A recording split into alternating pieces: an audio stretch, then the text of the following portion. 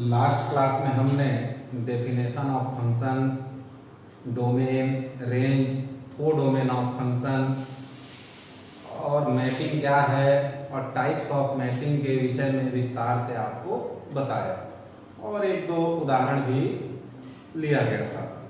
आज प्रश्नावली 1.2 से कुछ प्रश्नों को यहाँ बनाने का प्रयास करते हैं। जैसे फर्स्ट क्वेश्चन दिया हुआ है f r tend to r, r से r में f एक फलन है और f(x) इज इक्वल टू दिया है x टू दी पावर 4। तो सिद्ध कीजिए कि ना तो f एकैकी है और ना ही आच्छादक है। ऐसे प्रश्नों को हल करने के लिए बताया गया है कि माना x1, x2 belongs to r। r का कोई दो एलिमेंट x1, x2 ले लीजिए और इसको function of x1 is equal to function of x2 करिए। तो यहाँ x1 टू दी पावर 4 और x टू दी पावर 4 मिलेगा। तो x1 टू दी पावर 4 और x to the power 4 is equal to 0 लेने से x1 का स्क्वायर माइनस x2 का स्क्वायर और x1 का स्क्वायर प्लस x2 का स्क्वायर बनेगा। इसको और आगे बढ़ाएंगे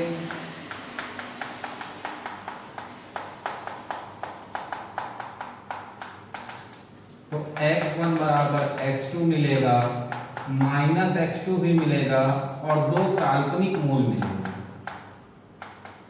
दो काल्पनिक मूल मिलेंगे। तो बताया गया है कि जब x1 केवल x2 के बराबर मिले और अन्य किसी के बराबर ना हो, उसी कंडीशन में एकैकी होगा। यहाँ तो x1 का मान x2 भी मिल रहा है, माइनस x2 भी मिल रहा है और दो दो काल्पनिक मूल साथ में और मिल रहे हैं, इसलिए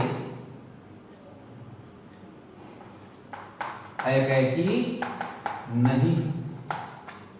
अब आप कोई सा भी एक अवयव r से ले लीजिए, जैसे 2, 3, 4। तो उदाहरण के लिए मान लीजिए मैं 4 लिया, 4 बिलोंग करता है r में। तो ये x1 टू दी पावर 4 बराबर अगर 4 होगा तो x1 बराबर क्या होगा? तो ये होगा √2। क्या होगा? √2। और √2 एक अपरिमेय संख्या है। क्या है? अपरिमेय संख्या है। तो ये तो होगा, ये r में होगा। अब इसकी जगह अगर मैं ऋण 4 लूं, -4 बिलोंग्स टू r, तब हम जो लेंगे x1 का चौथा मूल लेंगे तो हमको क्या मिलेगा? √2 साथ में i भी मिलेगा। तो इस प्रकार की स्थिति में क्या हुआ? अब ये तो बिलोंग नहीं करता ना भाई, is not belongs to r, इसलिए आच्छादक नहीं है, ऐसा लिखेंगे। ठीक।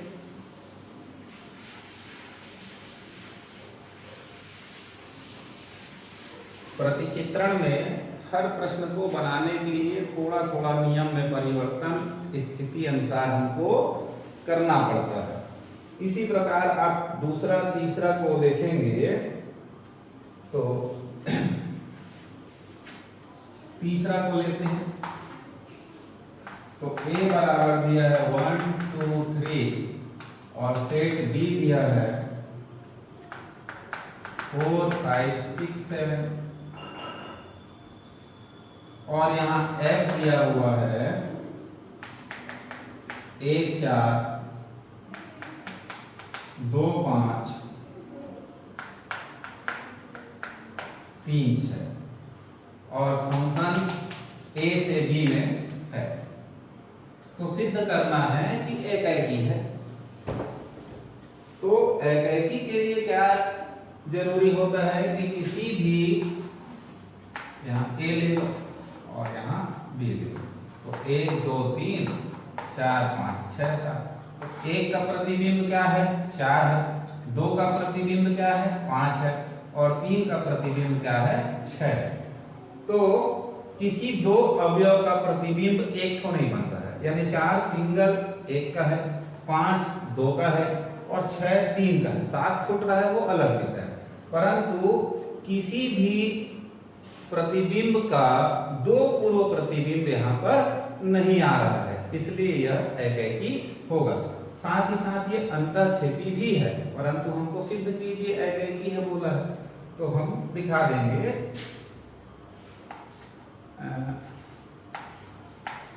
किसी भी कोडोमेन का कोई भी अवयव के दो पूर्व प्रतिबिंब नहीं है, दो पूर्व प्रतिबिंब नहीं, इसलिए एकैकी है। किसी भी प्रतिबिंब का कोई भी दो पूर्व प्रतिबिंब नहीं है, इसलिए क्या हो जाएगा, एकैकी हो जाएगा। फिर आगे देखते हैं।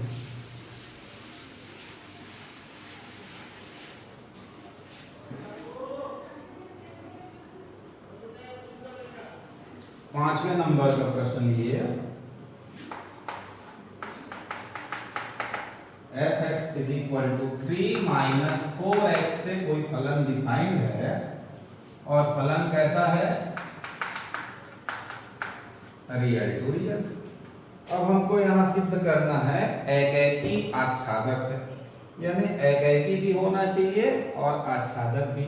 तो एकैकी के लिए क्या करेंगे, माना x1 x2 belongs to R, तब हम लेंगे function of x1 is equal to function of x2। तो 3 minus 4x1 3 minus 4x, 3 3 cancel हुआ, -4 -4 कैंसिल हुआ।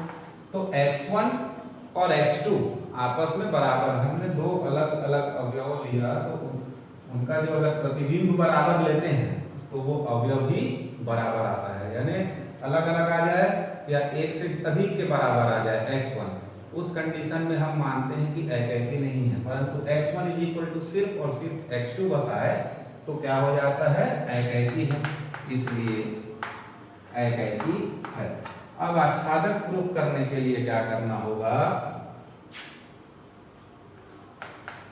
तो function of x is equal to क्या दिया, 3 माइनस 4x। इसी फंक्शन ऑफ x को ही हम क्या कहते हैं, y कहते हैं।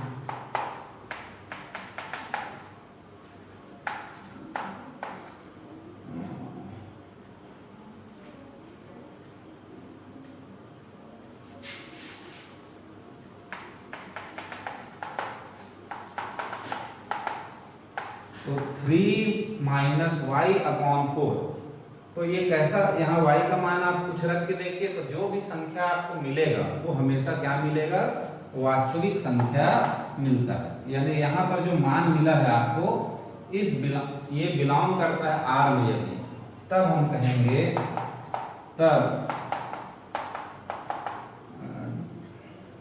रेंज जो है वो कोडोमेन के बराबर होगा, ठीक। और ये कहीं R में बिलोंग ना करे तो फिर ऐसा नहीं होगा।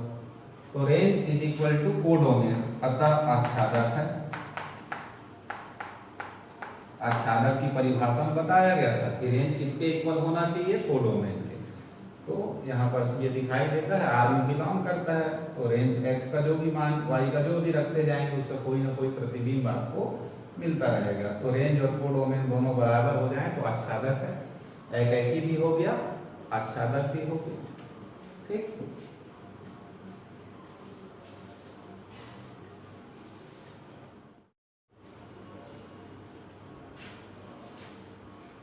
फिर लेते हैं 7वें नंबर का,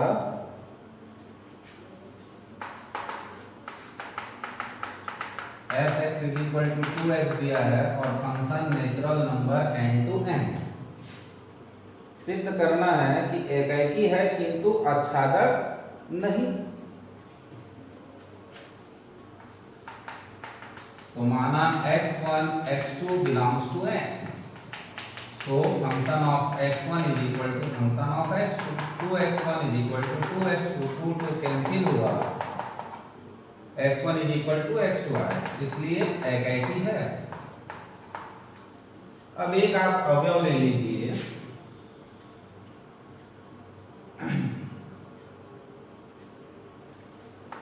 जैसे 3 बिलोंग्स टू R करता हूं, n 3 बिलोंग्स टू n, तो फंक्शन ऑफ x मतलब जो सेट B होगा या दूसरे n में है वो 3 है, तो 3 किसका अवयव होगा, तो n तो है, इसलिए बिलोंग्स टू n, तो 2x इज इक्वल टू हुआ 3 लेते हैं, तो x इज इक्वल टू क्या हुआ 3/2 is not belongs to n, क्योंकि हमारे पास जो फलन है इधर भी नेचुरल नंबर है, इधर भी नेचुरल नंबर है, तो इधर का natural number function of x बराबर, मान लो मैं कोई एलिमेंट क्या लिया, फॉर एग्जांपल 3 को लिया, तो क्या 3 किसी का प्रतिबिंब है, ये हमको चेक करना पड़ता है। तो अगर fx इज इक्वल टू 3 है मतलब वो किसी ना किसी का प्रतिबिंब है, किसका प्रतिबिंब है, तो 2x का प्रतिबिंब है, तो 2x का प्रतिबिंब है तो x क्या होगा 3/2 मिलेगा, यानी हमारे पास इधर के सेट में यानी डोमेन में 3/2 होगा क्या, नहीं हो सकता, क्योंकि ये दशमलव संख्या है जो कि प्राकृत संख्या नहीं होगी, तो x is not equal to 3/2, यानी 3, 5, 7 ऐसा बहुत सारा विषम संख्या है जो कि इस n में तो है परंतु किसी का प्रतिबिंब नहीं है, तो इसको इस प्रकार से लिखते हुए अतः आच्छादक नहीं है।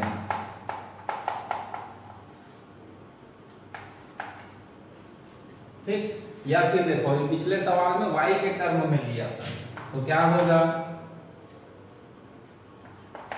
fx is equal to 2x, तो y इज इक्वल टू क्या हुआ 2x, तो x बराबर हो जाएगा y/2, तो y/2 does not belongs to n, y/2, y का कोई भी मान रखेंगे तो ये दशमलव में बदल जाएगा, तो वो क्या n में होगा, नहीं होगा। जब ऐसा नहीं है मतलब रेंज और कोडोमेन बराबर नहीं होंगे, ऐसा भी लिख सकते हैं।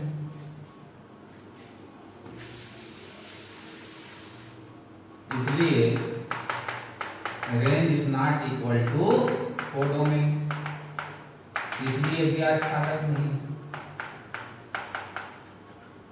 ठीक, तो या तो कभी कभी हम ऐसा प्रदर्शित कर देते हैं, आवश्यकता लगे तो ऐसा बनाते बनता है, तो ऐसा ही बना सकते हैं। ठीक है, एक क्वेश्चन और देखते हैं इसमें,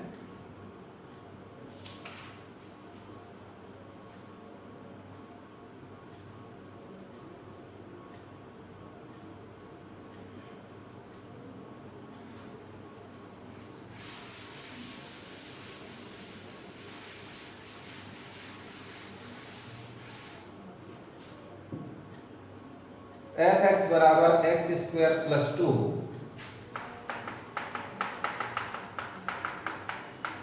और all x belongs to R और फंक्शन जो है हमारा R में है। ये क्वेश्चन नंबर है आपका 11वां। तो यहाँ पर दिखाना है, सिद्ध कीजिए कि f बहु एक अंतःछेदी है, तो जो एकाकी नहीं होता है वो बहु एक ही होगा। तो बहु एक दिखाने के लिए क्या होना चाहिए कि किसी प्रतिबिंब का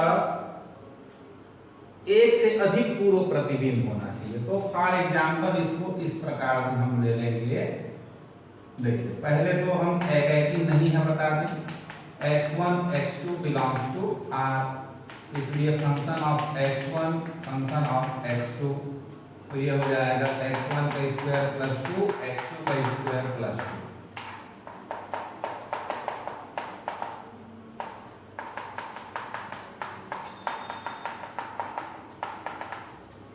तो x1 बराबर x2 भी आया और माइनस x2 भी आया, इसलिए एकाकी नहीं है, ये तो प्रूफ हुआ, लेकिन बहु एकाकी है लेना।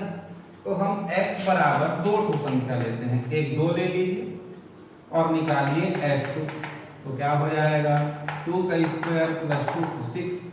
फिर लीजिए x बराबर -2, अब निकालिए तो -2 का स्क्वायर प्लस 2 तो भी क्या आया 6, यानी function of -2 is equal to function of 2 तो है भाई।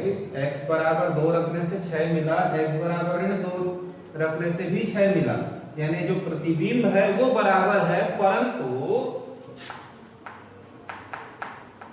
-2 इज नॉट इक्वल टू 2, यानी जो इसका प्री इमेज है वो बराबर नहीं है, यानी ऋण 2 का भी इमेज 6 है और 2 का भी इमेज 6 है, यानी दो अवयव हम इस प्रकार से देखें कि ये -2 है और +2 है, दोनों का इमेज 6 है, तो ऐसी स्थिति को ही हम क्या कहते हैं, बहु एकैकी है।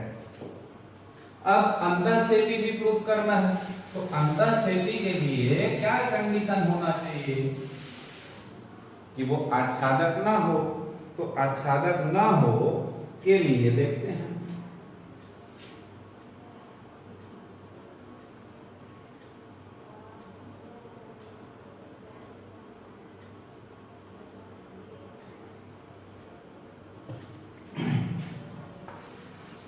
ये जैसे आ रहा है, ये दूसरा आ रहा है।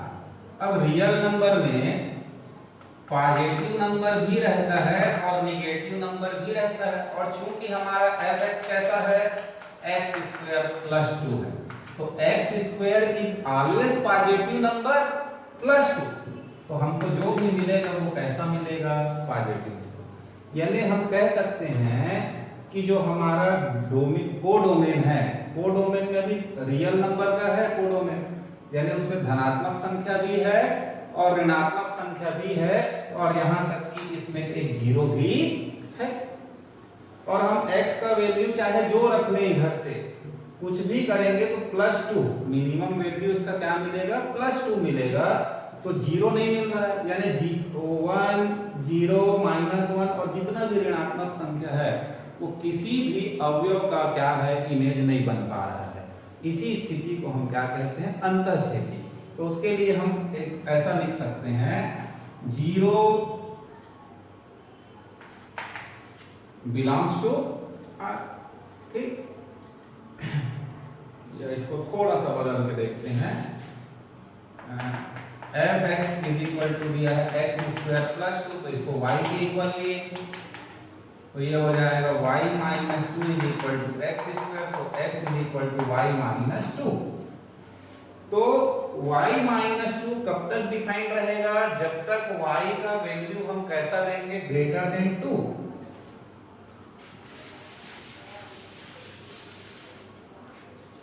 जैसे ही y का मान 2 या 2 से छोटा होगा, इसके अंदर जो संख्या मिलेगी वो कैसा मिलने लगेगा, ऋणात्मक मिलेगा, ठीक। बिलोंग्स टू R होगा क्या, बताइए भाई, नहीं हो सकता। क्यों नहीं हो सकता, क्योंकि जब y का मान, जैसे मान लीजिए मैं 2 से छोटा रखता हूं, ठीक, तो it does not belongs to for y less than r equal to, केवल लेस देन देखेंगे, यानी y का मान जैसे ही 2 से छोटा होगा, ये यहाँ पर जो भी संख्या मिलेगी वो r में नहीं होगा, क्योंकि इसके अंदर फिर ऋणात्मक संख्या मिलेगी, और जब ऋणात्मक संख्या मिलेगी तो वो काल्पनिक संख्या होगा, ना कि वास्तविक संख्या। तो जब इसमें बिलोंग नहीं करता है, इसका मतलब क्या हुआ कि जो रेंज मिलेगा हमारा वो सबसेट हो जाएगा किसका, कोडोमेन का, क्योंकि कोडोमेन में पॉजिटिव नंबर, 0 निगेटिव नंबर सब है, ये बड़ा सेट है। और जो हमारा रेंज मिल रहा है वो हमेशा x² + 2 होने के नाम से क्या मिल रहा है, पॉजिटिव नंबर मिल रहा है, इसलिए रेंज जो होगा क्या हो जाएगा, इस सब सेट ऑफ कोडोमेन होगा, और इसी कंडीशन को हम अंतःक्षेपी के लिए बोलते हैं, इसलिए अंतःक्षेपी है। एक तो बहु एकैकी दिखा दिया और अंतःक्षेपी, अतः बहु एकैकी अंतःक्षेपी है, ठीक है। तो कुछ प्रश्नों को मैं यहाँ पर हल किया हूँ, उसको एक बार और आप ध्यान से देखिए और समझने का प्रयास करिए, ठीक। नेक्स्ट क्लास में हम देखेंगे इनवर्स फंक्शन कैसे निकालना है, फॉग एक्स कैसे निकालते हैं और गॉफ कैसे निकालते हैं। और ये हमारा फंक्शन चैप्टर का लास्ट टॉपिक होगा, फॉग, गॉफ और इनवर्स फंक्शन। ठीक है, नेक्स्ट क्लास में हम वो लेकर के मिलेंगे।